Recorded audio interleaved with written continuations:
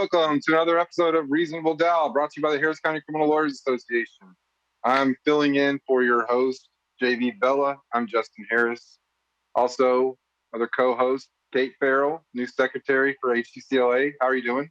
I'm doing good. And remember, it's Comrade Secretary. Comrade, what right. Judge Bynum decided I would be called last week. So please use my proper title. Thank you.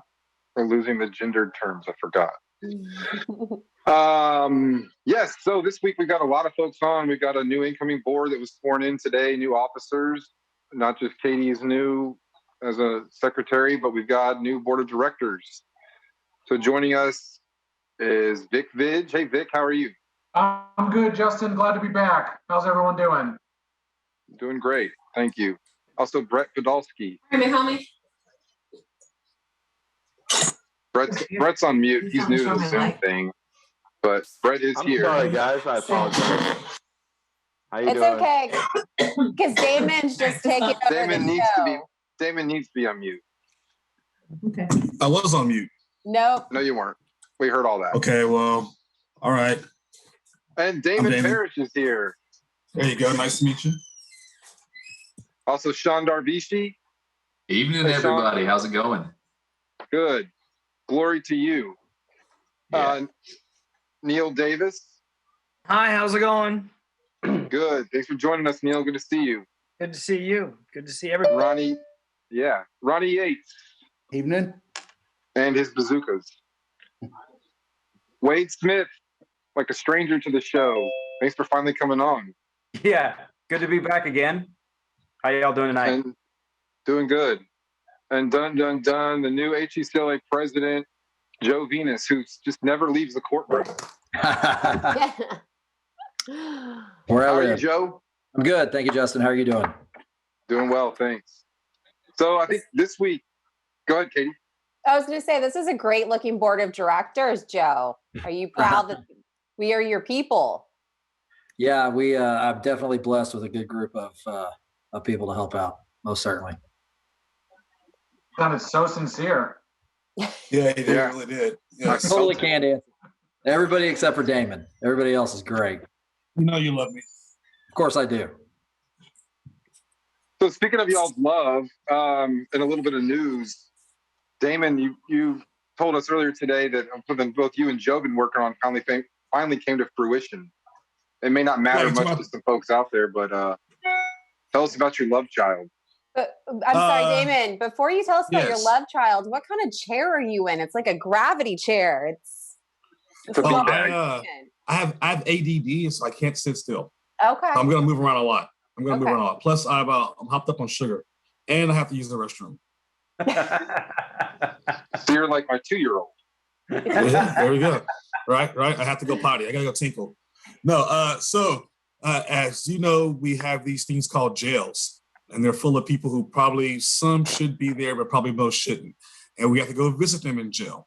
And we have this new stuff called Discovery, which is new to Harris County. It's still foreign to the prosecutors, but they're learning. And then we have a whole new way of communicating called, I don't know what we call it, electronic maybe, email, The internet. interwebs, as my wife would say. The interwebs has a way of communicating. So we put them together. We have Discovery via the interwebs that is now hopefully accessible or accessible by private bar, non-county employees at the jail. They should be rolling out real soon, hopefully in the next couple of weeks. And the process is kind of simple. The first time you go, you kind of register and prove to the jail that you are a lawyer, which is not hard, because if you go to the jail to visit somebody, you prove you're a lawyer anyways. You give them your bar card and your license. They will then ask for your email address. You give them your email address. At that point, you can choose to register or choose not to register. I recommend registering because it's more efficient. Once you're registered, then they will send you an email with the link and a username for the Wi-Fi. The Wi-Fi is still there, but the username changes every 5 hours to make sure that people are hopped on the Wi-Fi and living there. And so you get the username, you put it in, and you're good for the next 5 hours. If you register, then when you come back to the jail, you just connect via your registration, and It'll automatically send you an email with the new username. You put it in for the Wi-Fi, you're good to go. If you choose not to register, then you have to go prove to the jail, the sheriff, whenever, that you are who you say you are. Yes, Mr. Venus with your hand up. Point of With the weird parliamentary looking hand. procedure.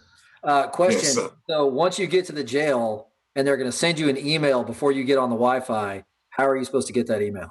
That was my question. Yeah.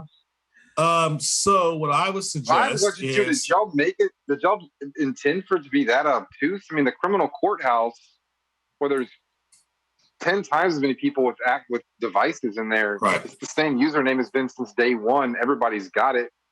We can say it on the show, and no, it's not a surprise to anybody. Like, Well, every so- 5 hours, it resets your username, not just your password, but your username. The concern well, the your sheriff password had doesn't was that- change, but the username doesn't. Yeah, the concern the sheriff had when Damon and I first brought this to their attention was that people would sneak cell phones into the jail, which happens, and that then inmates would have access to it, and maybe their lawyer or somebody would give them the Wi-Fi password, and then now inmates in the jail have Wi-Fi access, which Right. if they're on a cell phone anyway, they're going to have cellular access. So Yeah.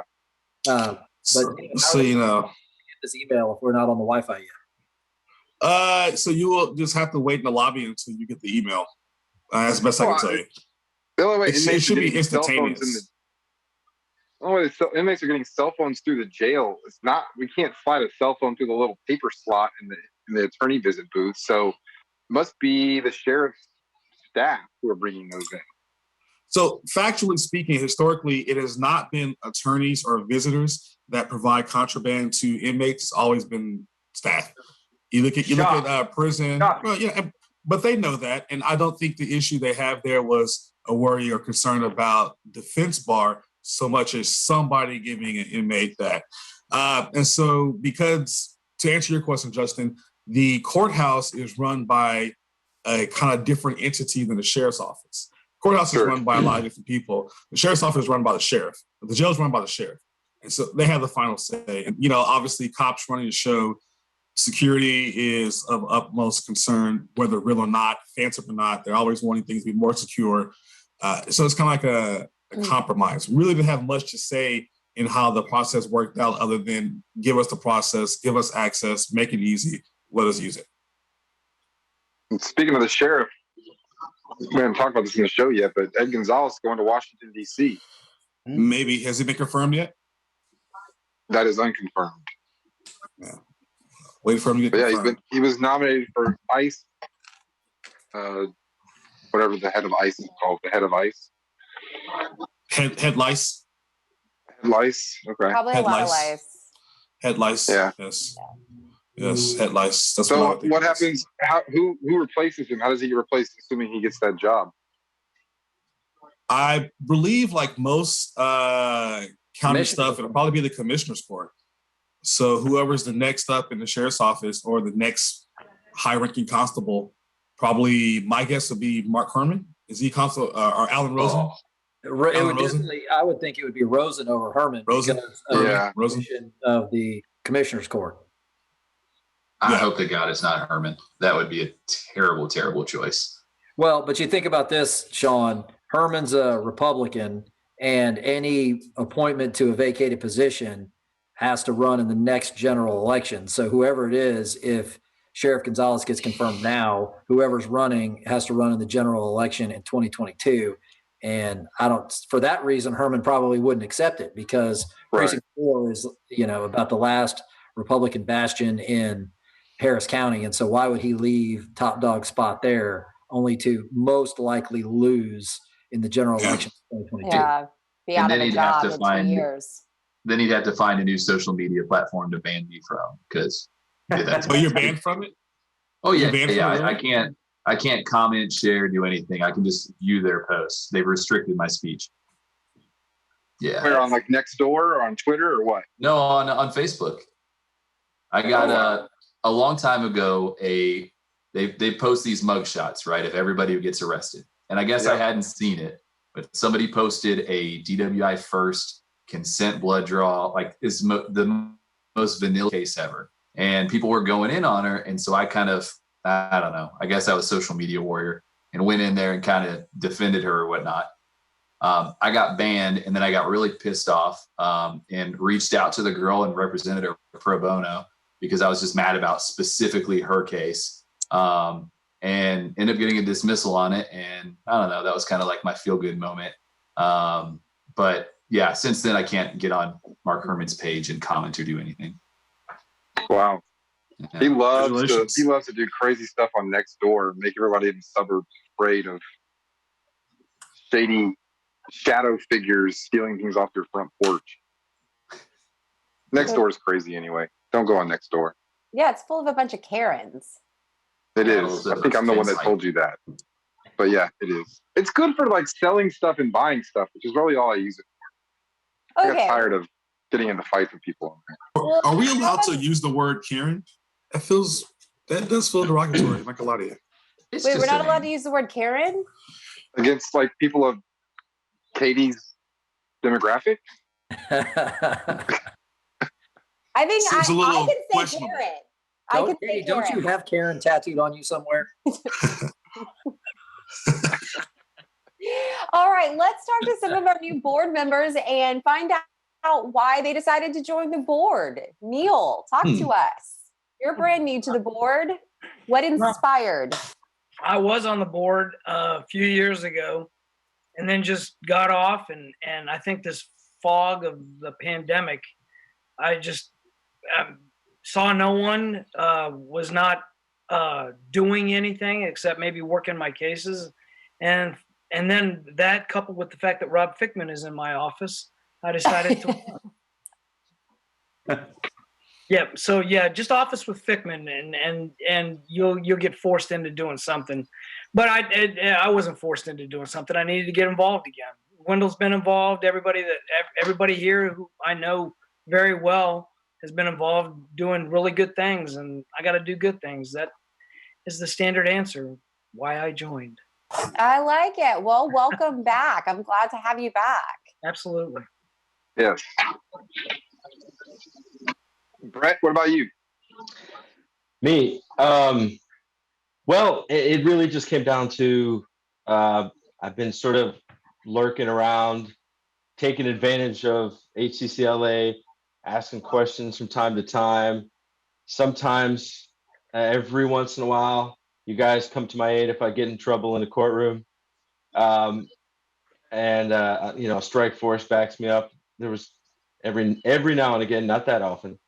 And I just decided that, you know what, maybe I need to get involved, spend some time, and, whatever my 2 cents is worth, get involved in HCCLA. And after all these years, 20 plus years of taking advantage of what you guys offer as a member, of course.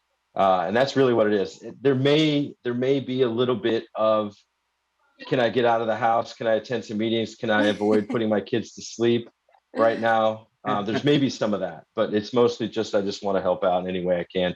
And certainly, fight the power as much as I can. The strike force, I always see the alerts.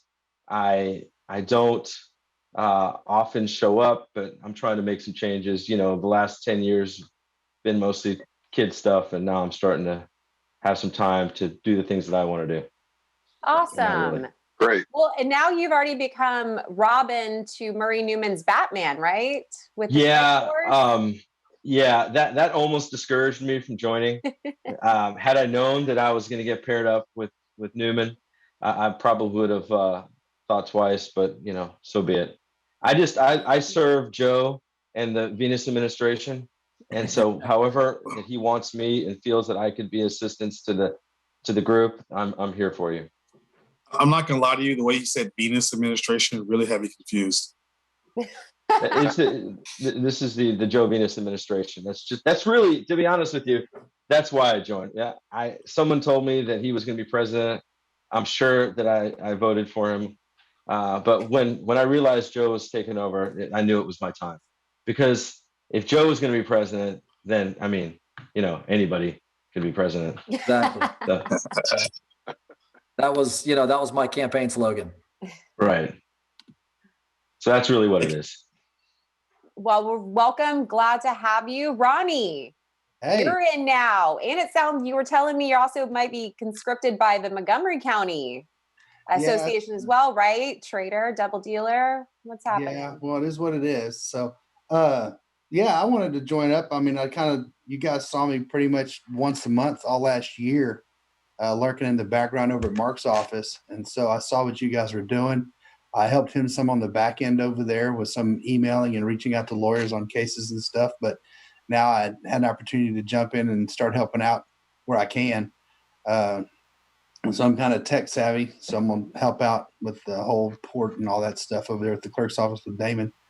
But they've asked me in Montgomery County to see if I wanted to come on their board too, probably to help with social media and stuff on their end.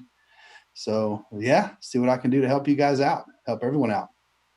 Awesome. And I'm just so thankful. You always are excited about our brainstorming sessions. So I appreciate you always coming to those. And I've kind of brought that up. I'm really good friends and used to work with the president of the Montgomery County Association up there.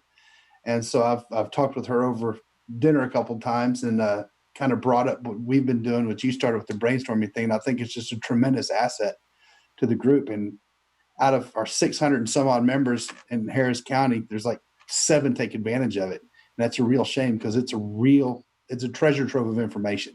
Oh yeah. And I didn't start it. I just restarted it. It's been going on.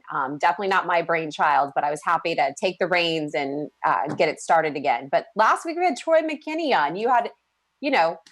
You had Troy's undivided attention on any question you needed. So it was a great resource for any attorney, especially our younger attorneys. And I do want to say Sarah Smitherman says, yay, Neil. So she's excited you're here. I have a fan. Yes. And Benjamin Brush says we're good looking. So. Oh, Well, Sarah likes ball guys, so that's good. It's bald short. Just Podolsky just needs to start losing some Right hair. up her alley. David Cunningham and me.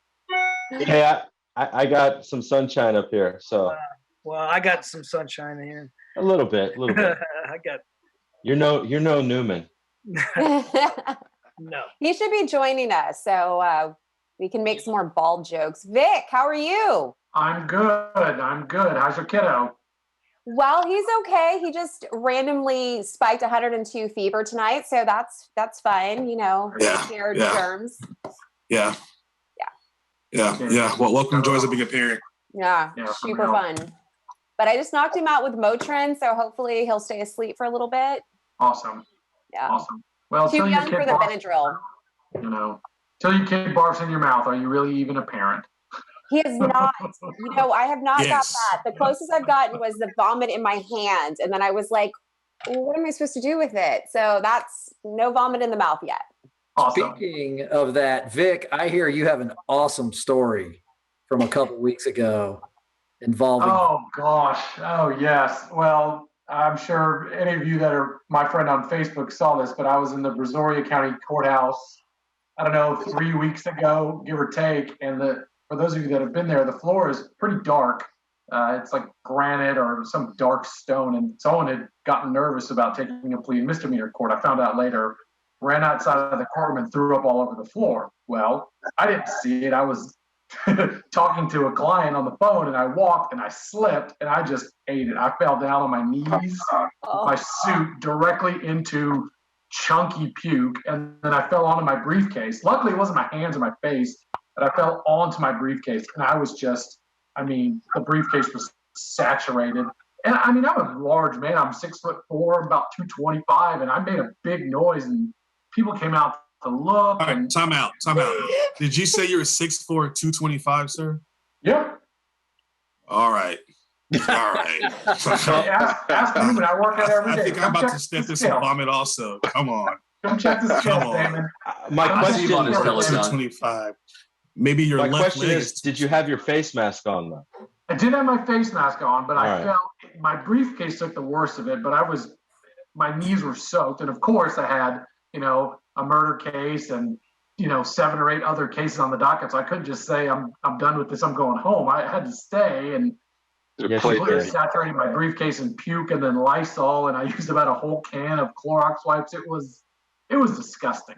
You know, bet they you got the always fastest say, recess. Wait, you stayed?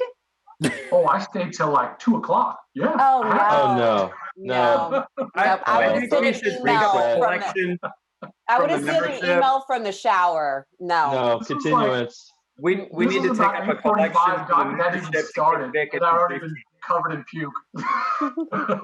Wow.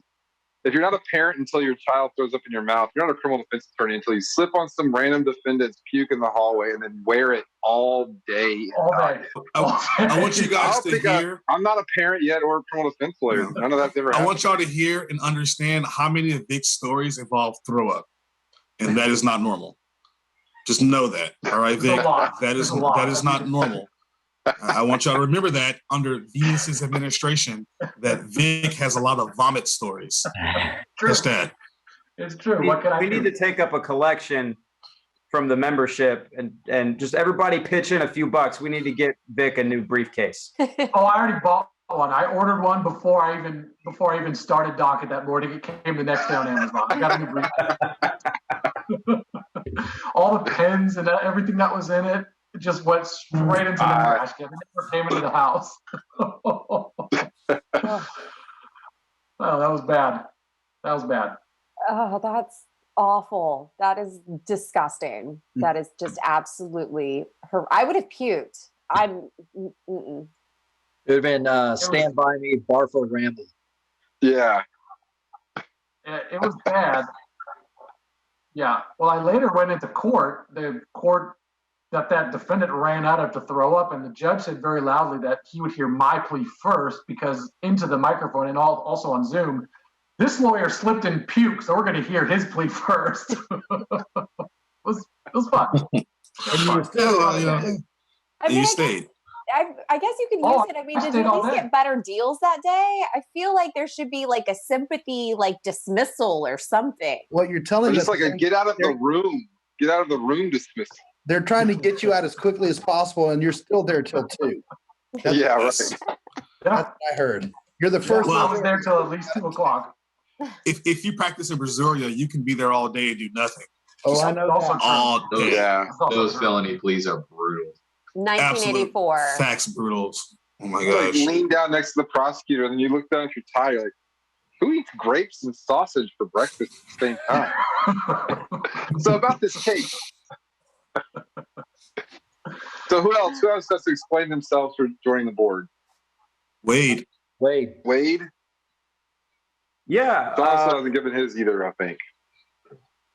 Yeah, well, I was on the board a few years ago as a really young lawyer, and so it was hard to contribute much other than volunteer for the odd thing here or there. And then I've been off, for a while, and really kind of mired down in work and made a transition with work. I went from a solo practice to being partners with Paul Looney and Clay Conrad, and so. Getting my old practice kind of wound up and put aside and getting familiar with everything on their end.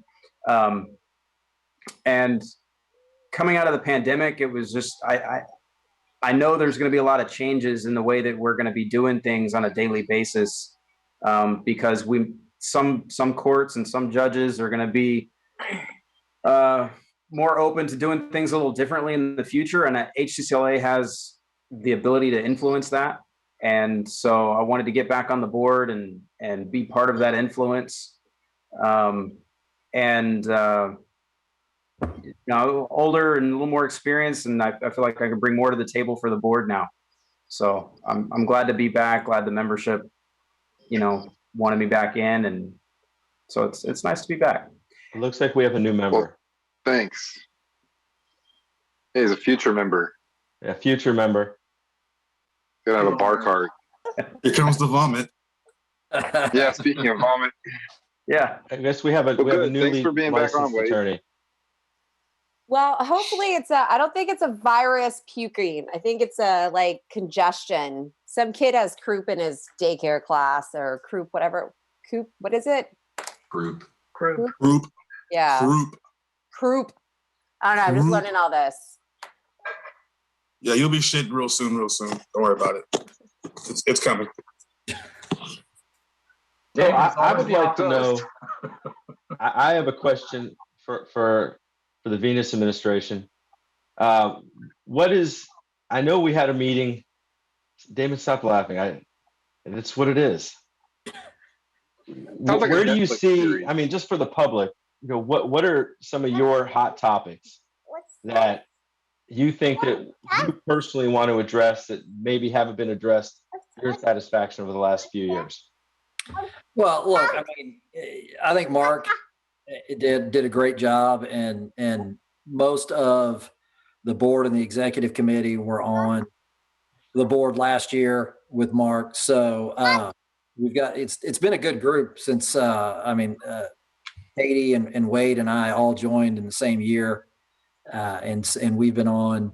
And then people like Damon and Justin have been around that whole time. And so there have been good people and things have gone really well. I'm very proud of the way that the board last year handled everything as far as responding to COVID and doing what we can to stand up to judges who were requiring in-person appearance before it was safe. And a lot of that's still kind of lagging, hanging over our head. I mean, the biggest global issue with our system right now is obviously still the NRG jury selection process that we're not happy with, the state's not happy with. And I did a story on Channel 13 a couple weeks ago about it. And I didn't do the story. They interviewed me. And one of the things that ended up on the cutting room floor that I said that I thought was for sure they were going to play it because, it was probably the only controversial thing I said was, look, you've got this NRG plan and it's floated out there. It's something that affects potentially every taxpayer in Harris County. Everybody who's, 18 and has a driver's license is eligible to be called for jury selection. So that's 2 million people at least who this idea affects. And you've got guys out there. Background over at Mark's office, and so I saw what you guys were. Yeah, there you go. Ronnie's playing the show. And you've got guys out there like Judge Schaefer, who was on. They interviewed him on the same story. And Marilyn Burgess and other people in the public, just talking about what a great idea this NRG is and how safe it is and how wonderful it is, and how they're doing it for us, for our clients, because there's such a backlog at the jail and they've got to get these people out of jail. Never mind that they could reduce bonds or give PR bonds to these presumptively innocent people who are being housed in the Harris County Jail. But no, it's jury trial is the way to do that. And they're doing it for us. And I made the point that I think they aired. We're not asking for this. For the most part, defendants know what's going on and they don't want to have they don't want to choose between, speedy trial and fair trial. They know they should get them both. But they don't want to give up a fair trial to have a speedy trial, especially when they're not asking for it. But the thing I said that was controversial that they didn't play was that you've got this plan, this $30 million plan out there that was enacted without a vote, kind of overnight, and nobody, not one person, will stand up and say, this was my idea. You've got all these elected officials, all these voters out there that if this is such a great idea, you would think they'd be tripping over each other, getting to the microphone, Sheila Jackson Lee style, and shoving everybody out of the way to get to the center of the podium saying, I did this. And nobody will admit that it was their idea because it's terrible. I think Kim Ogg would have admitted to it if it was her idea, if she actually had success in trial, but her office isn't doing well. And so she's kind of like hid behind it. Did you see her tweet? I think it was either this morning or yesterday where she was like, due to the backlog of cases, please do your civic duty and go to jury service and be a juror. A backlog of cases, maybe tell your prosecutors to start junking the trash cases and stop Right. accepting everything at intake. Well, and Well, you're talking about the prosecutor's office who has an 88-page manual on what discretion means. Right. You know- As she is trying to get people to go to NRG for their jury service instead of doing her. That's You right. said it best. I agree with that completely. You know, there's Well, over and 80,000 it's cases really pending in absurd. misdemeanor courts, and if each state court does 12 trials in 1 year, which I think I'll be surprised about. Some have just done one, some have done like 5 in the last year. But if each one did 12 in 1 year, that'd be, I think, like 194 cases out of 80,000 plus. That's 80,000 as of July of last year. So we're talking probably a lot more now. That's less than 0.25% of the cases get moved by jury trial. So anyone who touts this idea as a way to move cases is just lying or completely delusional. It moves that one case, but it also shuts down the court when all of us are everybody who's not in trial is on docket for a case that day. We can't get anything done with the judges because they're dealing with trial and they're given a small sliver of time to devote to dealing with the rest of their docket.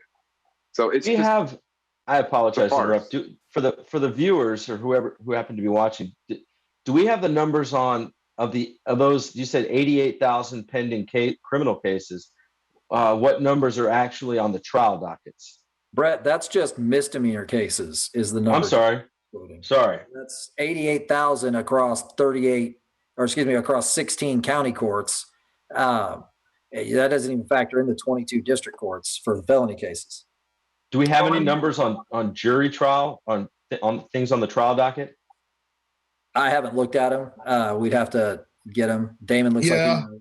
I mean, you can pull up every court's jury trial docket and see what it is. Most courts are probably ranging at about 1,000. So we in the defense bar world cannot do that. Most prosecutors can hit a few keystrokes and see where number of trials their particular court they're assigned to has.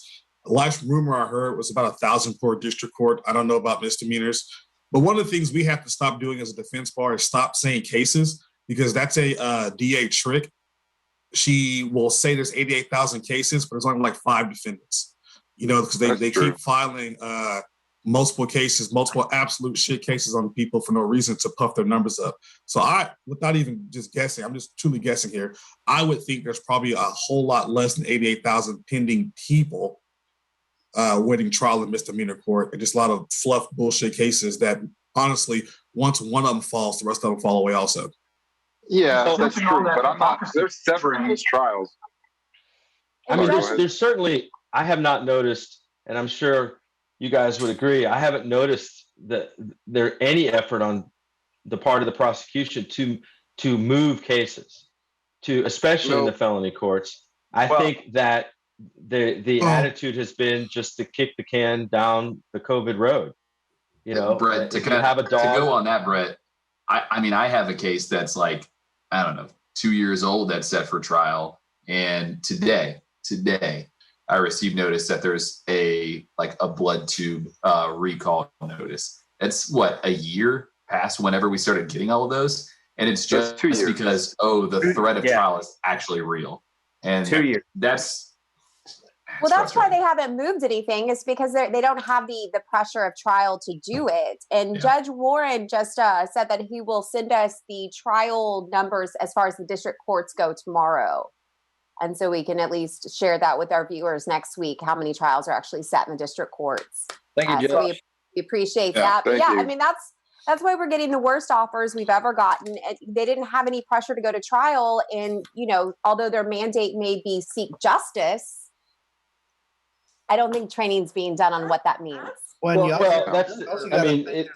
a if you have a dog, if you have a bad case and you're a prosecutor, I mean, you just wait it out until you get transferred to a different court, especially if you're in, child abuse division and you have a case that's just not a good case. And it as a prosecutor, the defense lawyer knows knows it too. He knows that you know it. You just do nothing. And then eventually you're going to get moved to a different division. It's going to be some other prosecutor's problem, and you don't have to sign the dismissal. And that's really what it boils down to, is like, I don't want to be the one without the chair when the music stops. Yeah, You know- that's a good point. I'm Well- interested, Neil. You guys handle a lot of federal cases. How has federal court been during all of this? Well, federal court's been much wiser than state court, and that's because Judge Lee Rosenthal is the person in charge, and they've approached it carefully. I mean, the backup, of course, isn't near like what's in state court. I mean, how many times do people actually go to trial in federal court? But you know, I think they approached the whole pandemic a lot better than what the state courts did. I mean, they went on Zoom or whatever, you know, what we use, Zoom or the Cisco WebEx, just right off the bat. But they weren't gonna even think about going to trial until just recently. And now May 10th was the cutoff date, and they're supposed to start trials up again after this past Monday. So I don't know if there's been any trials that have been going on yet, or any juries that have been picked yet. I have 2 federal cases that were set for trial here recently, but we moved them back, and they're in custody cases. But they moved back to July because there's a lot of litigation right now in the federal courts about picking juries during COVID.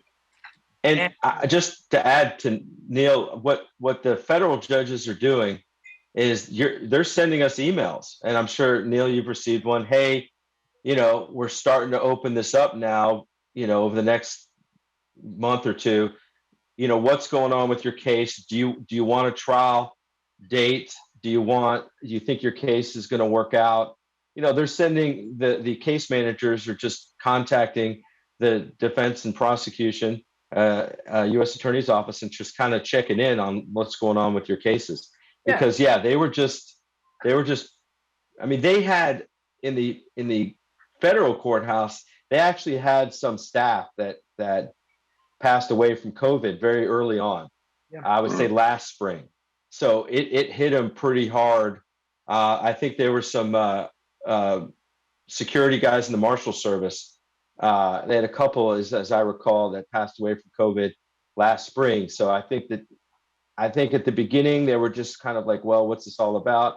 And then it hit home very closely. And then I think they just shut it down. And you know, the federal judges generally are, you know, maybe not as spry as the state judges. They're more seasoned. I'm trying to be diplomatic here. Yeah. They're a more. My understanding. Are you saying they're older? I'm saying they're emeritus, I think is the word I'd like to use. They're closer to retirement. You don't have a younger, sprier set that you do in the state courthouse, and maybe that caused them to be a little bit to take it a little bit more serious, much more quickly. Well, you know, another issue too in the federal court system is that the U.S. Attorney's Office closed down. They don't.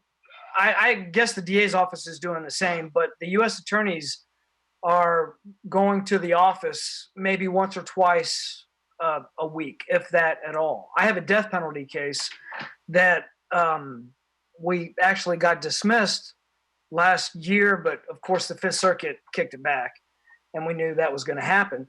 And almost immediately, the U.S. Attorney's Office said, "Well, no, we'll be ready for trial in August of 2021," which of course was not true at all. And because of COVID, we got moved back to maybe going to trial next year. But in the meantime, it's a death penalty case, and we have to do evidence review, we have to do motions, we have to do hearings. And the court, it's in Judge Hoyt's court, the court there was really careful about trying to set these hearings so we could do proper hearings, proper evidentiary hearings, and have everybody there that we need to have, and be able to do it as normal as we can. But we're having evidentiary issues because we need to go see the evidence. We need to have an evidence review, and we're trying to set that up and do it wisely. And we all know, I think we all know, including the court, that if we can't do it, it's a death penalty case. It's going to have to get moved back, which is unfortunate because it's a 15-year-old case. I'm not going to go into the details about it, but it's the oldest case I think ever in the federal system where the death penalties they're trying to assess the death penalty. And Neil, did you end up going to DC to the committee? Oh, well, we did that in 2012. Right. And so, yeah, I mean, that was a long time ago. We did that. And of course, we're going to try to deauthorize again, and we'll go to DC then. I'm on another case, and Brett, you may be on it, with that where Real they quick, have. Neil, will you explain what you guys just talked about there with going to Yeah. DC and all that for our audience? Right. And, Yeah, and so it's for other people, not for me. sure. In the I federal, totally know what you're talking about. in the state system, the DA decides whether or not they're going to seek death, and they have a committee, and the committee will sit around and they'll say, yeah, we're gonna seek death. In the federal system, you go through a process. The United States Attorney's Office has to decide that this is a case that, whatever case they're looking at, is a case that is death eligible. And if it's death eligible, they'll send it to DOJ and DC to the Capital Crimes Unit, and the DOJ will take a look at it. But the defense attorneys are allowed to submit memoranda and also present a case to the Capitol Committee in DC. So you try to put together as much mitigation as you can for your client. And if there's any issues in the case, and you go to DC and you sit at a table with the Capitol Committee and the U.S. attorneys who are who are attached to the case, and you say this is why you shouldn't seek death.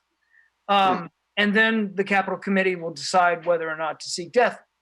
And like I was saying earlier, I think, Brett, you may be on this case. There's a huge case with about 20 defendants where there are 3 or 4 eligible defendants for the death penalty.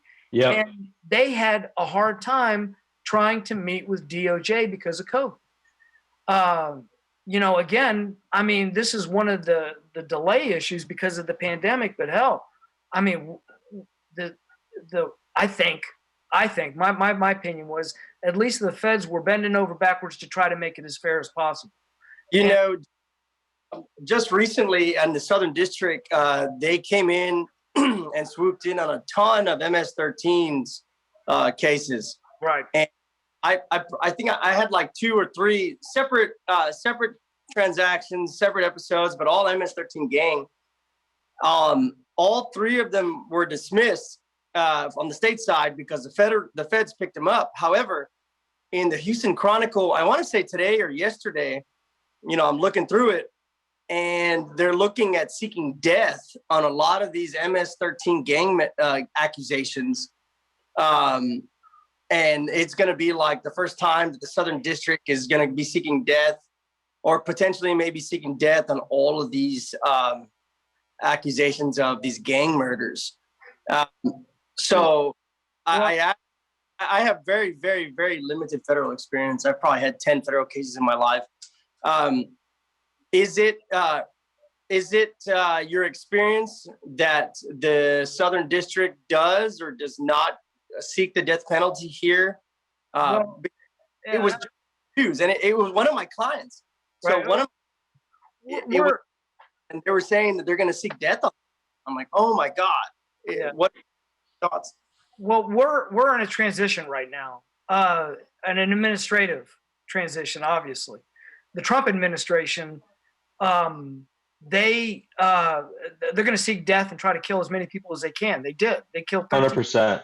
Yeah, there were 13 defendants who were executed last year. That's the most ever.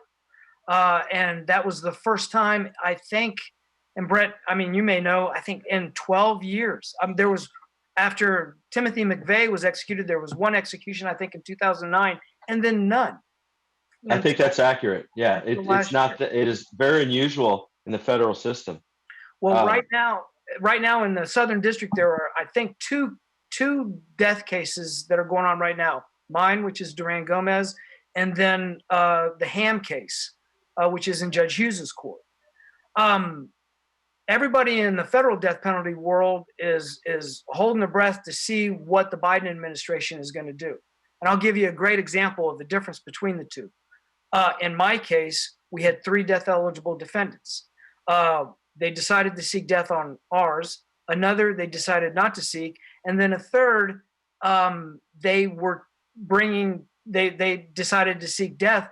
But then the United States attorney reevaluated that, said that they did not want to seek death. The CCU, and DC said, okay, we shouldn't seek death. It went to Jeff Sessions' desk, and Jeff Sessions said, nah, we're going to kill him.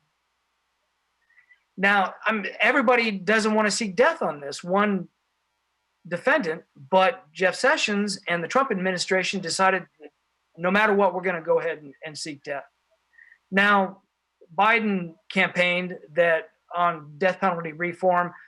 He never said that he wouldn't seek death, but people in the death penalty world feel that this administration is going to take a closer look rather than just seek death on anybody who's death eligible.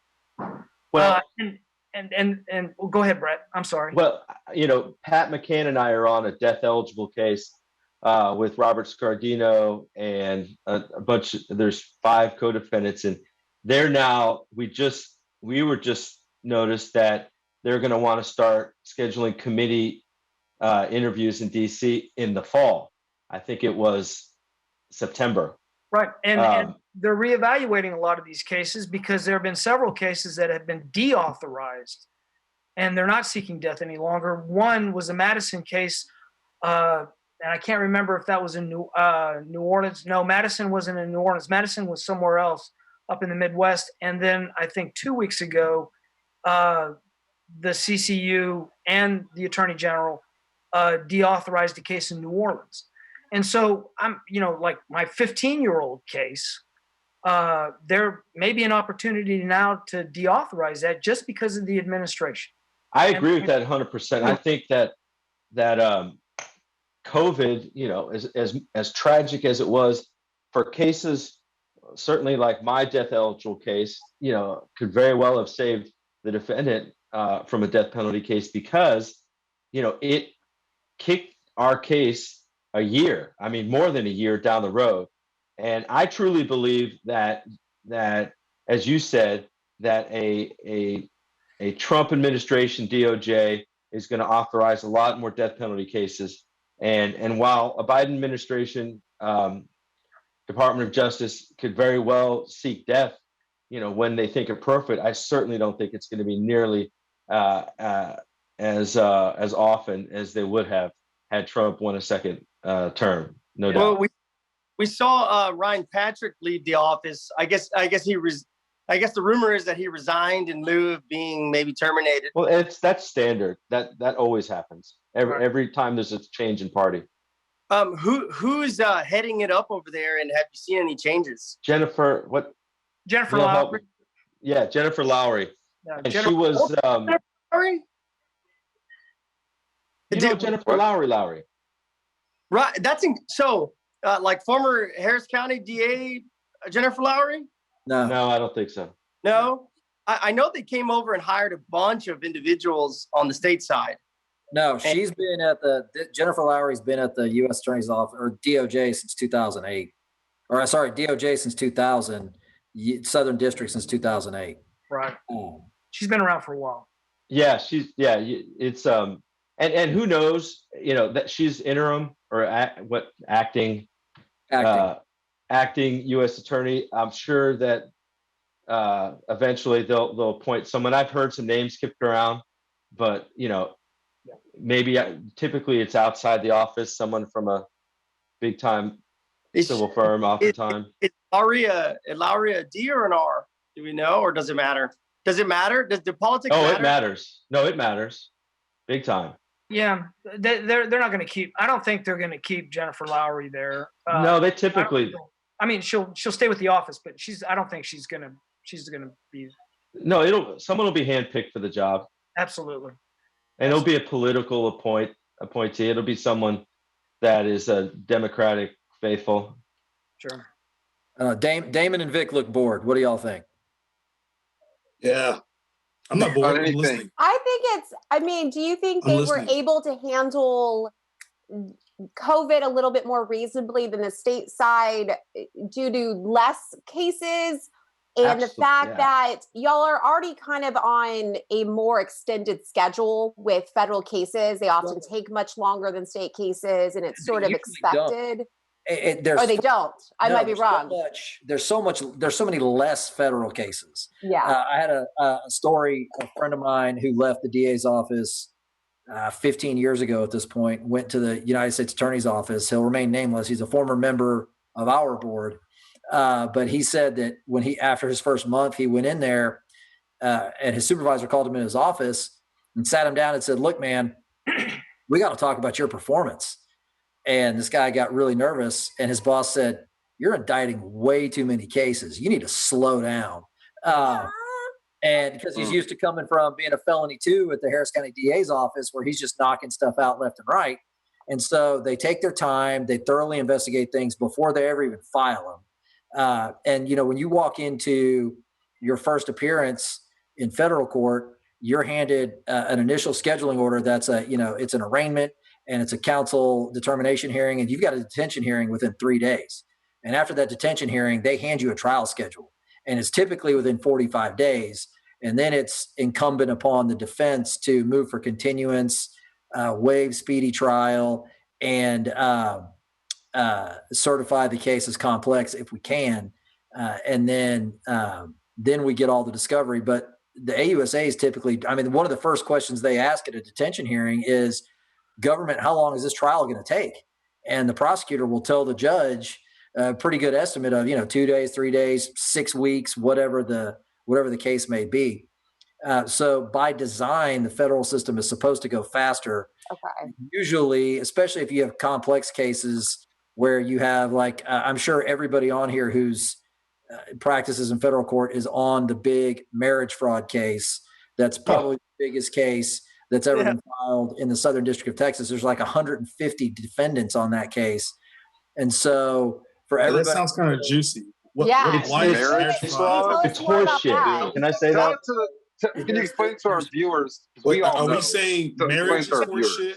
I'm telling Fraud you. is horseshit? Yes, Damon. Yes. So The combination. Why is did you bring horseshit? that up? Now I'm going to get upset. Judge Mark Carter, who we all know and love, represents the lead defendant. And what she is accused of doing is finding U.S. citizens here and then immigrants, mostly from Vietnam, who want citizenship. And she put them together. I think that's actually just called being a United States sailor, a Navy sailor. That's Wait, weren't you a sailor? I had a Kate? couple of those people call Kate, me. Kate, weren't you a sailor? yeah. I don't know Who did you call me marry, it. Kate? That's how I know this. As was So who- I.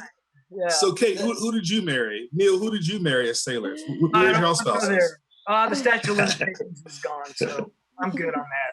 But so basically what she did was allegedly, what the government is saying is that she was putting people together from all over the country, and they were coming through Houston, and they were taking photos at different places and putting together this sham marriage, and they would get married in the clerk's office or in one of the courts in Harris County, and then have these, the clerk would issue marriage certificates, and then ICE would say, "Okay, hold on, we need to figure this out." And they would interview them, and then they would the lead defendant would put together these binders, photo albums of these things where they had basically gone around Houston and staged photos. So ICE dug into it, and they found all these people, all these marriages, and just started rounding people up from all over the country, coast to coast, really, border to border, bringing them in. And so really everybody who's on the CJA panel got one. Other lawyers who were hired on, there are lawyers who are hired on multiple cases, which because of the length and breadth of this case, really there's no conflict between, because most of these people according to the government's evidence, don't know each other at all.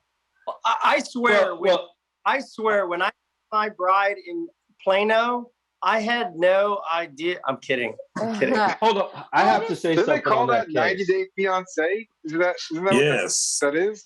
That's the show. Yes. I'd like to be heard on the marriage fraud case because and 2 minutes left. everything 2 minutes. everything that Joe said was true about the general conspiracy, how it was organized, and how it was put together. And I'm fine. I mean, if it's true, if it can be proven against each defendant, so be it. But what the reason why there's 150 plus defendants. So what this woman would do, who is alleged to have been the ringleader of this, she would literally get like homeless women, because it was mostly men that were trying to get South Asian men that were trying to get their citizenship, and she would prey on homeless women. She would prey on women from like literally battered women's shelters. She would find them. She would say, "Hey, I'll pay you $2,500 if you do this marriage thing." These women had nowhere to go. They had horrible personal tragedies, personal stories. They would say, "Okay, if you can find a friend from from another dead end house, dead end life, dead end whatever, we'll pay her $1,000 and we'll give you a little kickback, and you just have to marry these guys." And these women were just preyed upon, and most of the time, whatever monies that they were promised, they didn't even get paid. They were like, "Okay, we'll give you $400 and you go, and here's the script and here's the photo album. Go get married, and then and then we'll give you another $1,000 down the road," which never happened. And it's just, and they filed federally on all of these women, many of which have horrible, tragic stories. For what? For what reason? What reason would file on the guys, file on the ringleaders, file on the people that were supposedly part of manufacturing this Brad, conspiracy. I don't want to have to cut you off, but we're running out of time. I'm sorry. But It just I enjoy, I as a apologize, woman, guys. I appreciate what you're saying. I think we all do. I think this has We need to been have a show on it. yeah. It was I was going to say predatory. we definitely haven't done enough shows centered around our federal members, and so I would love to have you guys back on and let's talk some more about the federal cases. But thank you everybody for coming on. This is your new president, Joe Venus. Venus. The Venus The Venus administration. The Venus administration. That's Venus right. and vomit. And Vic, I didn't bring up vomit. Vic, you have more legal acumen in half a suit than most lawyers have in a full suit, according to Carson. So thank you for That wasn't being legal on. acumen in that Thank suit. you, Ronnie. Thank you, everyone. Thanks, Thanks, guys. John. Thanks, Bye, Blake. guys. Oh, great show. Katie and Justin.